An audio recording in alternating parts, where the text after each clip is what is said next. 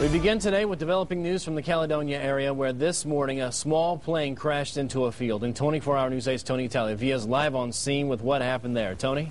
Good afternoon, Brett. Investigators tell us that the pilot and the lone passenger both survived. Neither was seriously hurt, according to those investigators. The plane's still here. Investigators say it went down just before 9 o'clock, landing in this alfalfa field, ending up in that cornfield. Investigators tell us the plane was flying at about 4,000 feet when the pilot said he lost engine power and couldn't regain it. The plane did catch fire when it hit the ground. Now, the 42-year-old pilot from the Belmont area had borrowed the plane for a certification flight. Both he and the 26-year-old passengers were instructors, according to investigators. They left the Gerald R. Ford International Airport and were set to return to that airport after the certification flight.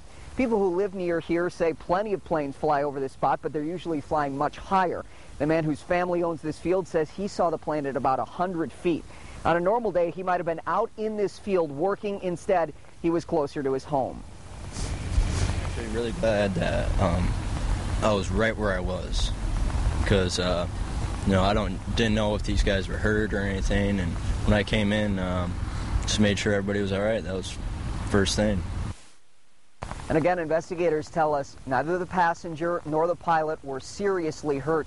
Investigators estimate there's still about 75 gallons of fuel in that plane. That's based on the pilot's estimate. There's containment in place to make sure that fuel doesn't leak into the soil. And as with any plane crash, both the Federal Aviation Administration and the National Transportation Safety Board are expected to investigate. Live in Caledonia Township, Tony Tagliavia, 24-hour News 8.